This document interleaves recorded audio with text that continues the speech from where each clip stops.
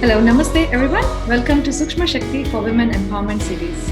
Hope you're enjoying our episodes as of now. And we got an amazing feedback from from a previous episode on parenting.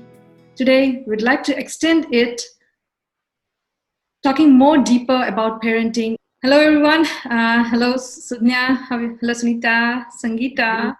How are you guys doing? Good. How about you? Good, good. How is your weekend?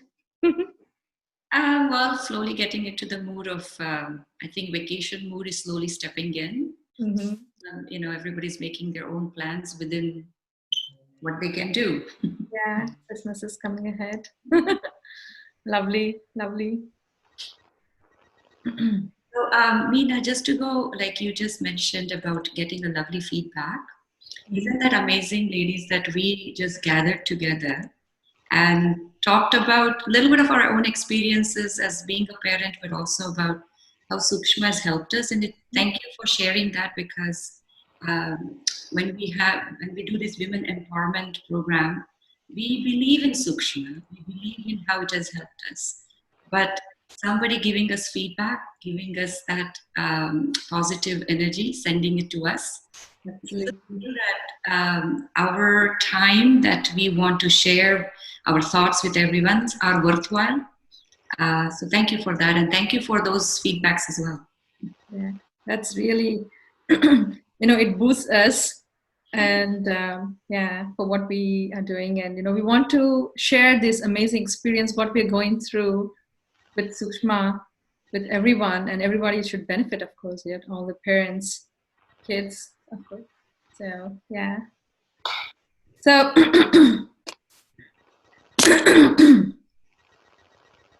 so we'll start with, so what are the key factors of parenting?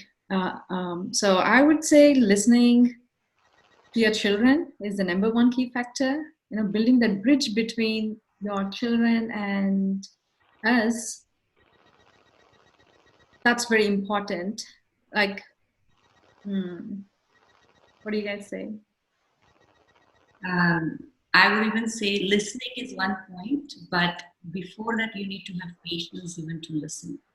Many times, as parents, what happens is we are busy with our own things, and probably a child wants to talk to us. Like, kids come. It's not that kids don't want to talk, they do come, but do we have patience at that very moment?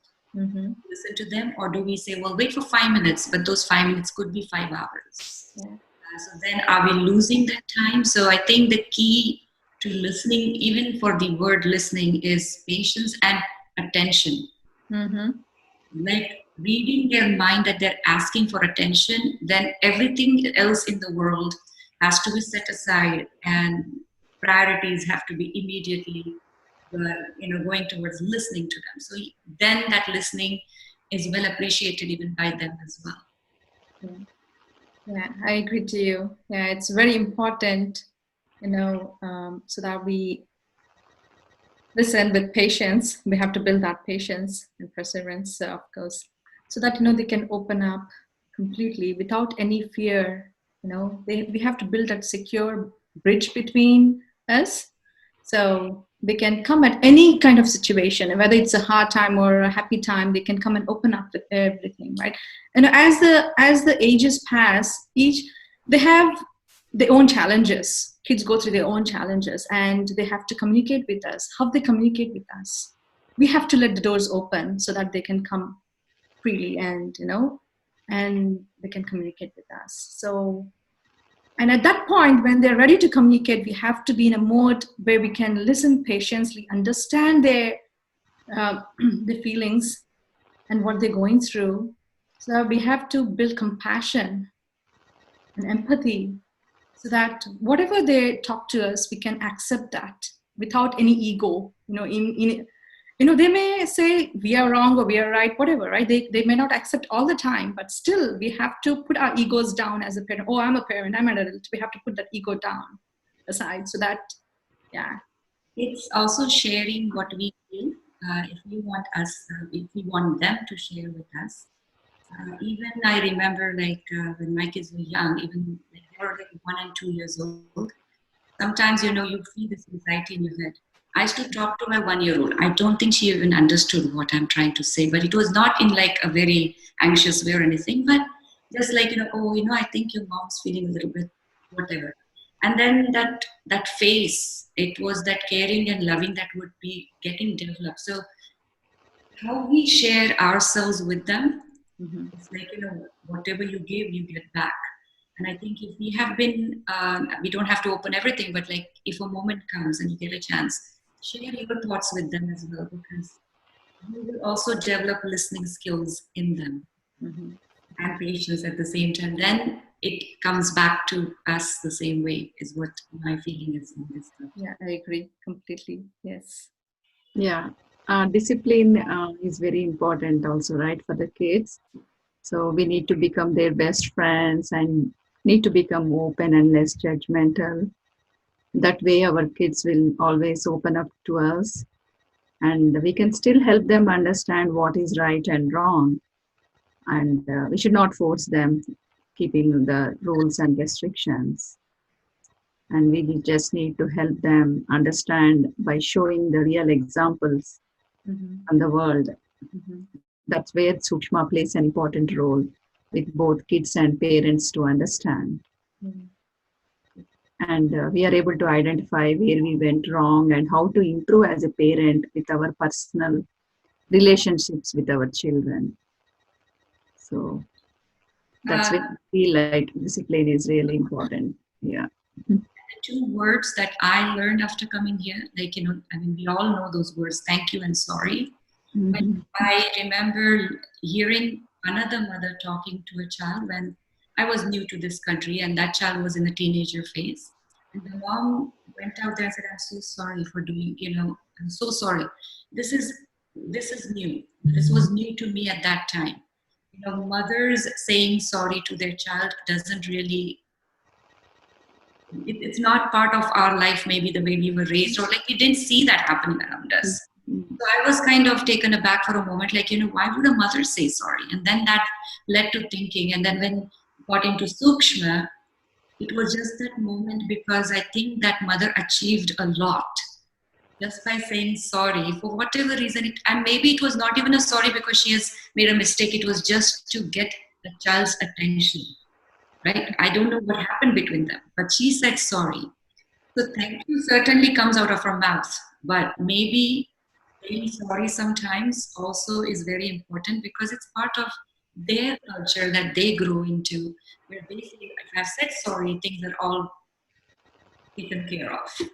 Yeah, that just small sorry comforts them a lot. A lot. It makes a lot, huge difference. It pulls them up and it uplifts them. Yeah, that's that. If one parent can do that, I think they're the most happiest parent, and the kids, I think. Yeah.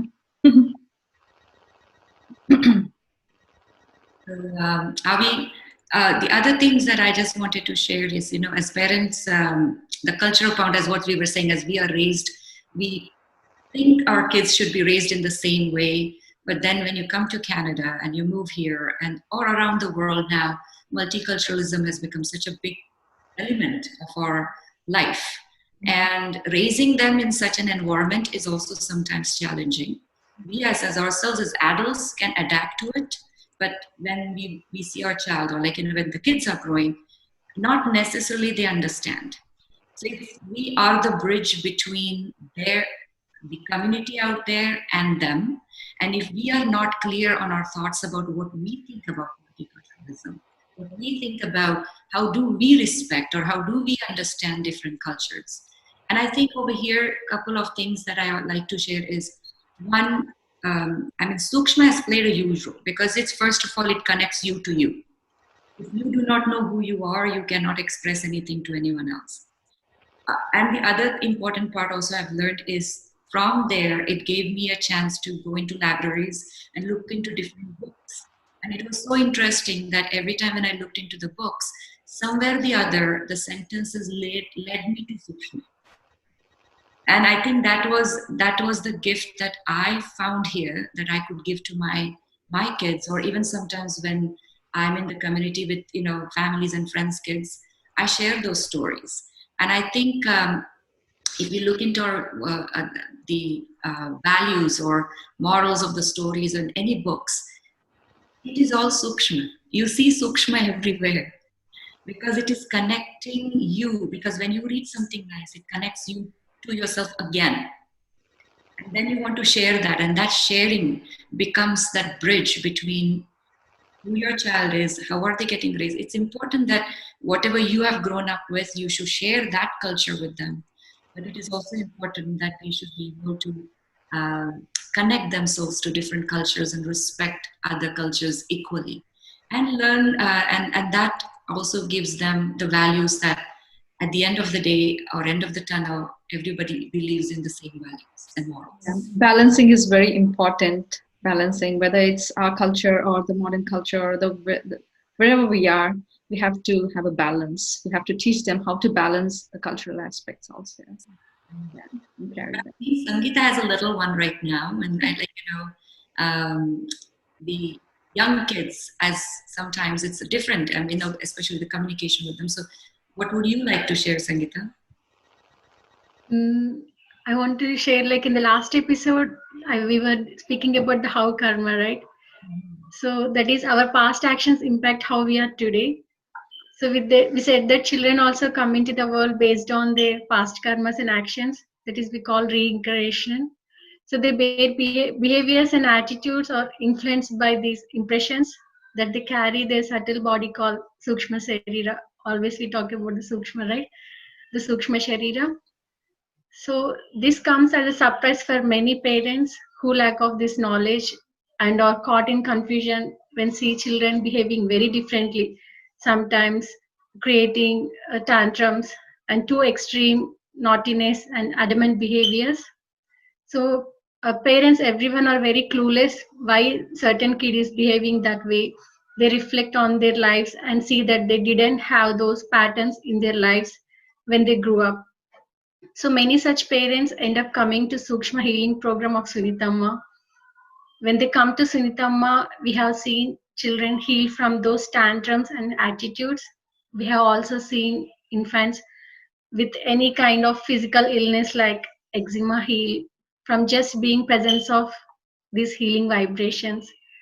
And Sukshma pure energy of Sunitamma works like a laser penetrates into the Sukshma layer of the children and cleanses those patterns and releases them from the clutches of past karmas and actions, such is the power of Sukshma.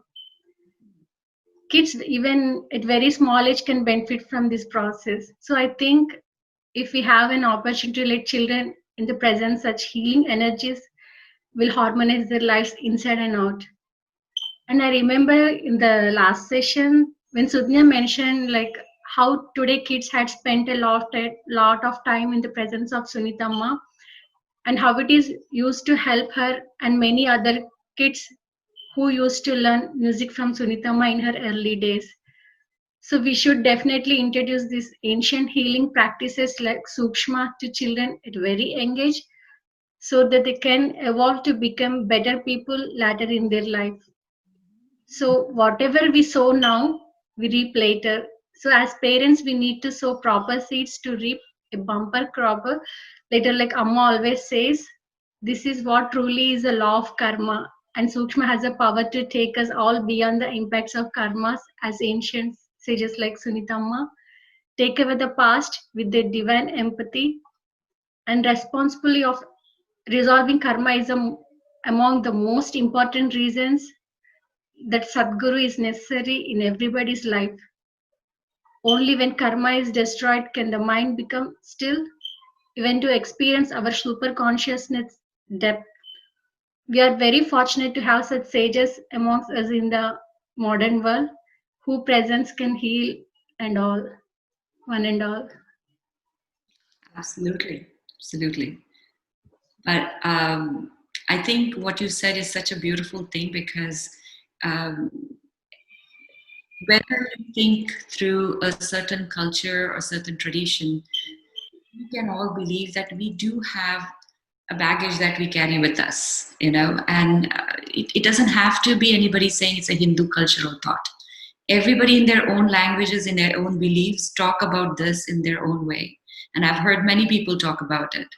And I don't want what I've done in the past with me in my future life. What does that mean? It's something that we talk about the same way. And if we can guide our kids to think that you don't want to carry that baggage with you right from the young age, they will pass on that to their friends, and the community will have a lot more bigger circle. And as again, I always say, right, yes, we are starting the circle of Sukshma. It's up to our kids how they express it, the Sukshma circle, but ultimately it is going to be the Sukshma circle that's going to grow. So that's very beautiful. Thank you for sharing that.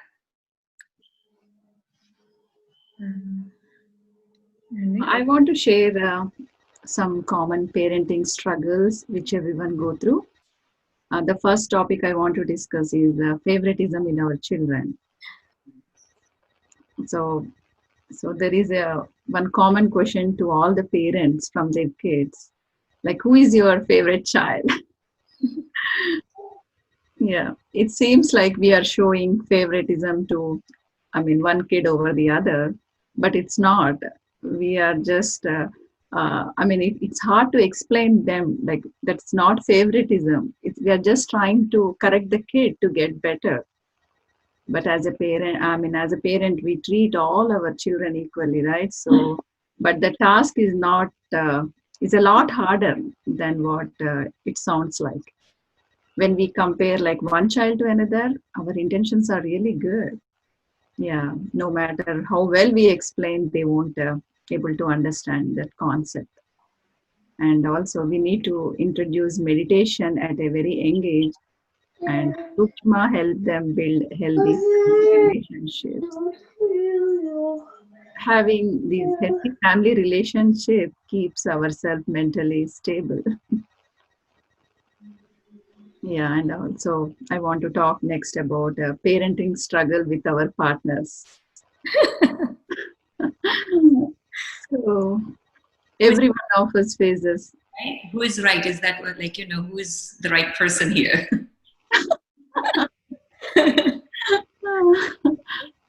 Yeah, I have written some points I just want to discuss. Every one of us faces different parenting style approaches to raise a kid. But even with our spouse, we will have so many differences and arguments while raising children. We feel that our approach is correct way, and there will be lot of misunderstandings during this process. Sometimes it might even get to a serious point where we feel that we need to go to counseling. But once we start doing Sukshma meditation, it will change our approach of thinking, and we will understand each other values. So being able to understand each other, communication well is really essential component to properly raise our kid.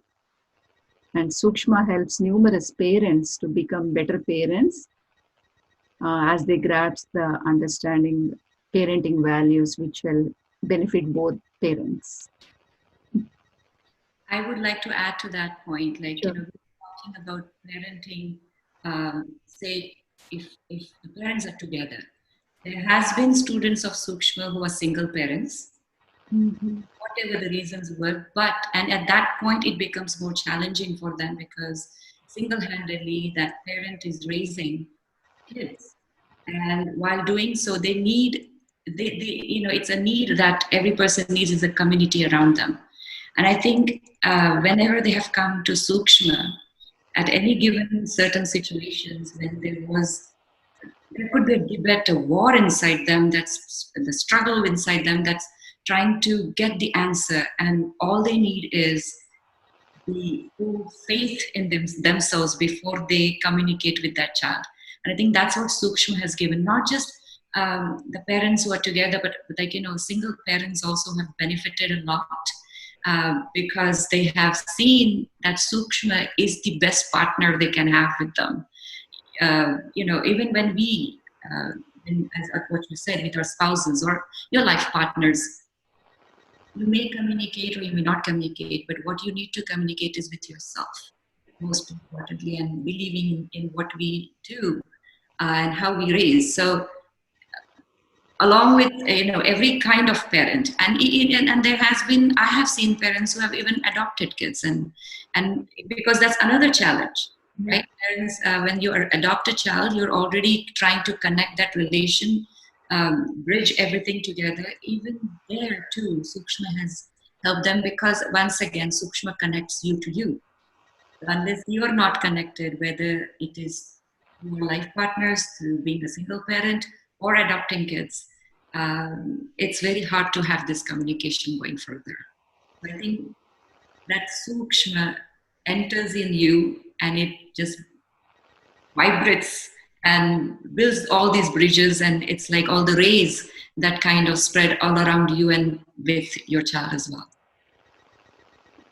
Yeah, and I have a point over here too, Christian. Yeah. So, both the parents play a major role in the kids, right? So one has to support the positives and one has to, I would say support the positive and one has to correct the negatives. Both has to play the role so that the kid, both shouldn't get enemies to the kids. So we have to be friendly at the same time. So we have to balance that supporting thing. Yes. Yeah. I think at this point, many times the discussions in today's generation, the discussions that we have is our technology. Parenting and technology has become like a biggest challenge in today's world, and especially with the pandemic time, kids are, especially when they were off school, that was a huge challenge for many parents. How do I keep my child away from the technology, from the devices that I have bought for some entertainment, but they have now become part of their life? To an extent that when schools opened, the kids couldn't go to school unless they had their device in their hand. And that's where the parents were not sure what to do. And I think that was, as what I've said, that once again, when you practice Sukshma, what it gives you is that inner strength to, even to our kids, it has given them the inner strength that I can survive without these gadgets in my hand. I can put my phone away. I can put this iPad away and think about, introspect into what I can do, something better for the community. What is happening in the community? Look outside. I mean, you could be discussing this with your child. Look what people are suffering. Let's think about this. But they're too busy looking into the screen. But Sukshma has given that strength. And we have seen that our youth who are connected to Sukshma has done have played a big role, just to, even for themselves, as what I say today, if you can be that frontline person, at least keep yourself safe. Mm-hmm. For them, the anxiety was quite less. It was hard time, and it is still a hard time that they can't really step out and be, meeting their friends and having fun as that they would like to do. So at that point, the technology that we thought would be a big challenge, at certain point it was not a challenge, because again they could understand that there is life without technology as well. And I think that's what Sukshma has given them. So that's something that I, particularly at this time of our life, I've seen a lot of kids benefit a lot out of Sukshma and not attached to those gadgets. Yeah. So that's one thing. I'm sure we all have also been through our parenting and career balances. May it be a simple job that you need to get to. There's I have to be there at 10 o'clock and I'll be back at 4 o'clock. But between 10 to 4, do we really forget that we are a parent? We don't. So that's another thing, and then sometimes traveling.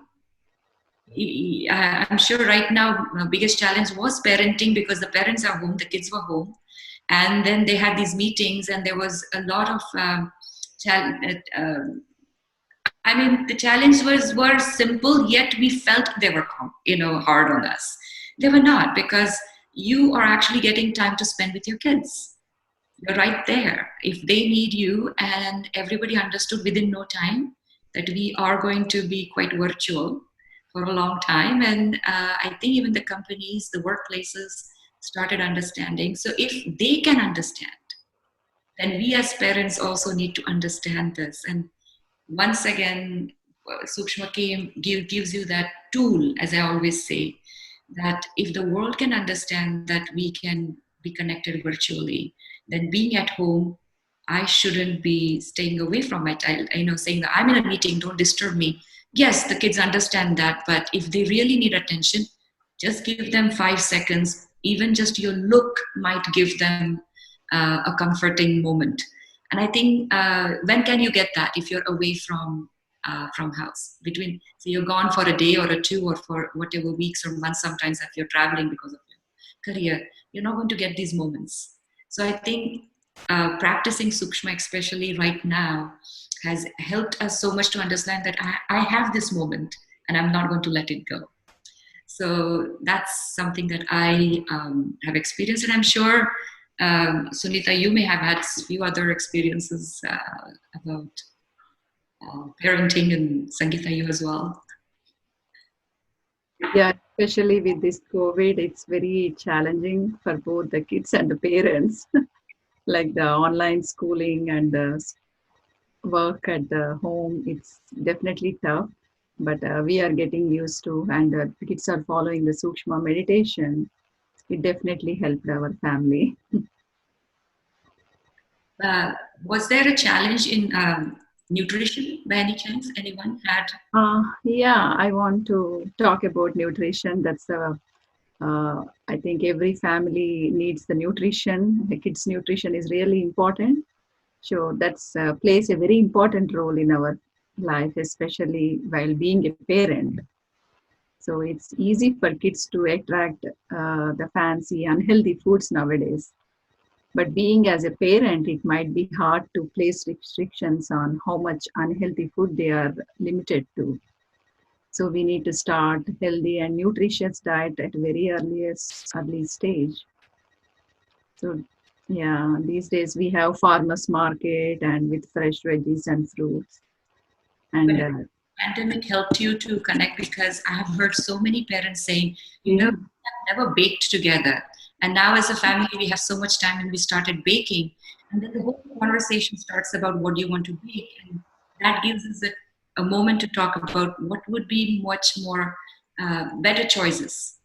You think about baking, immediately cooking, and cookies and cakes and muffins and everything got, especially during we started our lockdown moments and people started baking. Things were gone out of the shelves in stores. Like you go to buy butter and there was no butter available. That was a moment. And I remember having these conversations at home where, okay, we're baking, it's great. What do you really want to bake? How do you want to bake?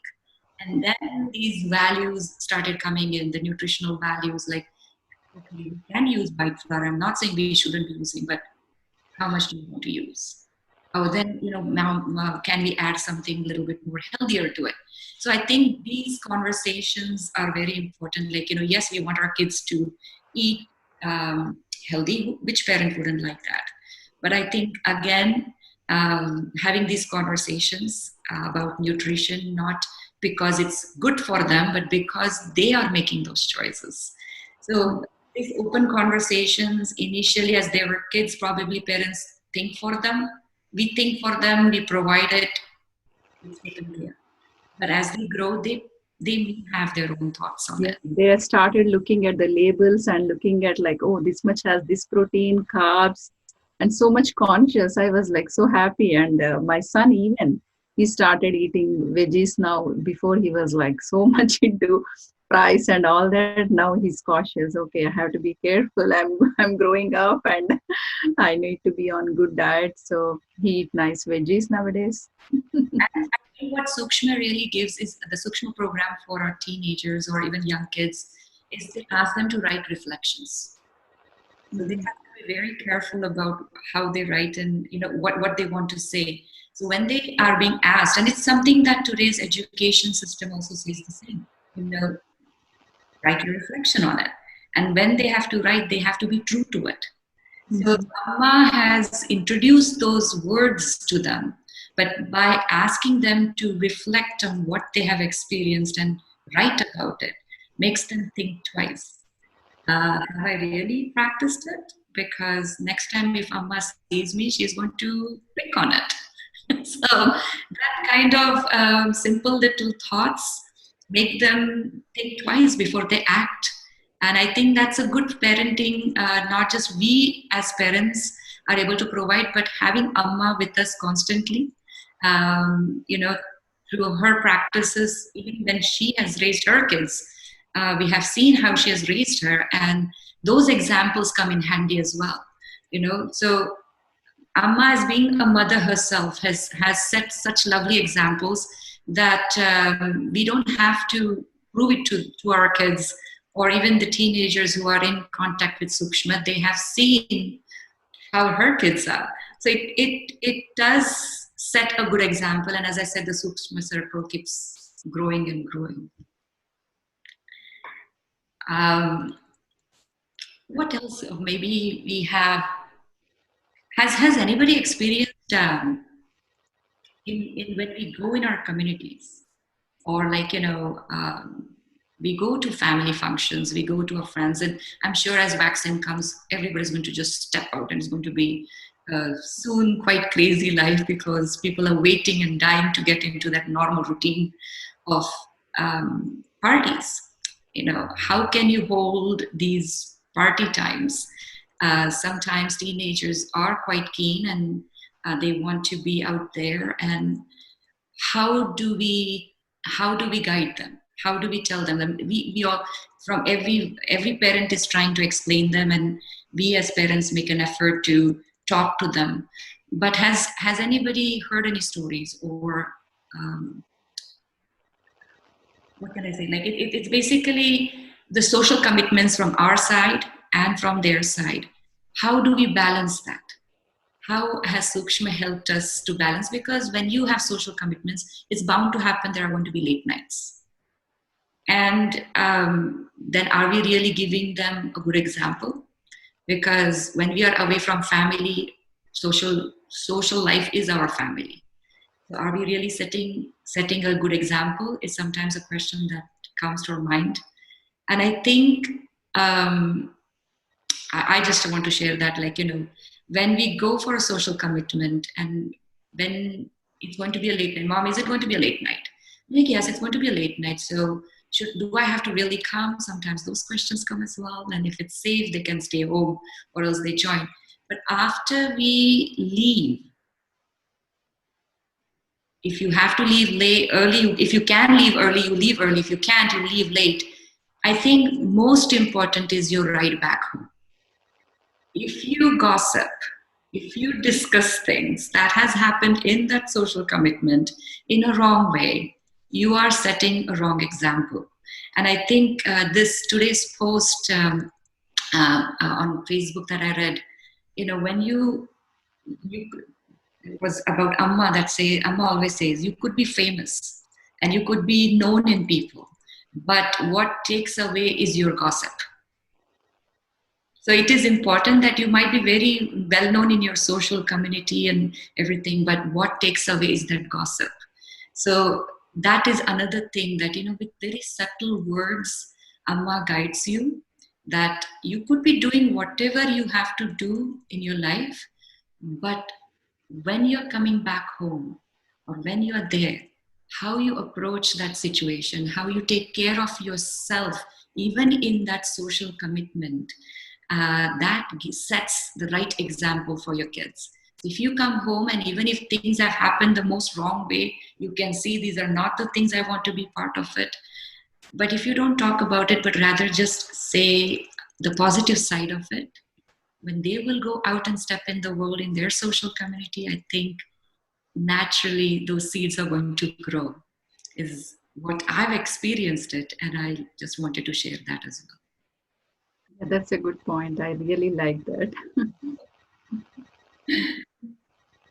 So, right now we're in this pandemic, right? COVID pandemic, and we all are locked in the house, and we have teenagers, most of us, and of course, small kids. It's a different challenge with the small kids, but having teenagers stuck in the four walls, it's very challenging for them and for us as parents. So we are they're closed with their social life, they're closed with their school life.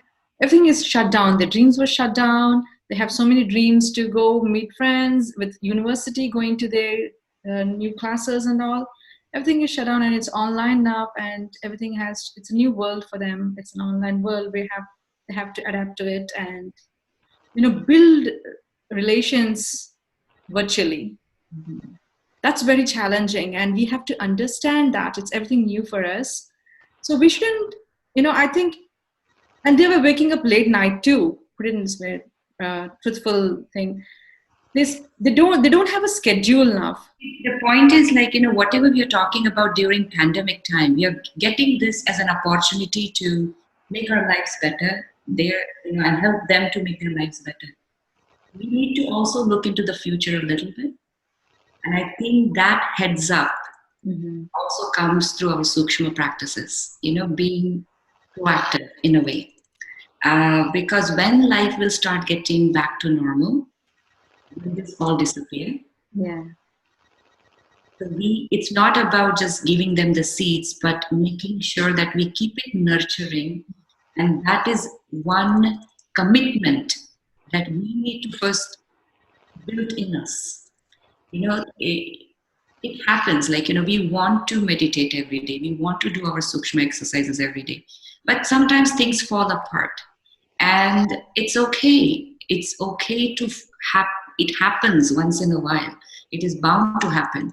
To feeling that, feeling that it is okay should be also shared with our kids. It's okay. It might happen. Just because you're following Sukshma, it's not that you are divine in a way that never ever you will make a mistake. It's bound to happen. We are still humans. So then when the life will come back to us, the pandemic life, we need to be proactive enough to take care of things right from now and start talking about it, as we now have started hearing about vaccine. Stepping up in our parenting is going to be, this is new. I mean, as kids, were we raised for pandemic time? We were not. Right? So, I mean, maybe our parents or our grandparents have at least seen war times and curfews and so on. But we haven't raised that way at all. We haven't seen any of this dark side of life ever. So, sharing that thought and giving them that heads up and say, look, this is such a beautiful experience you have for you to share with your kids and your future friends and world, that if you can maintain this forever, then whether after vaccine immediately your life comes back to normal, or after a few more months or a year or two, sustaining it through this is very important, and keeping this balance continuously is important. So I think the other word that Amma always says is being proactive. Take the charge. You are in charge of it. So take it and think about it. What is the next step? And then with patience, with balanced mind, with practicing this, keep working on it. So step by step, you will find your way. So recently, that's another conversations that I'm having with many other parents and many other kids. As I teach, many kids are talking, and even young kids are talking about it.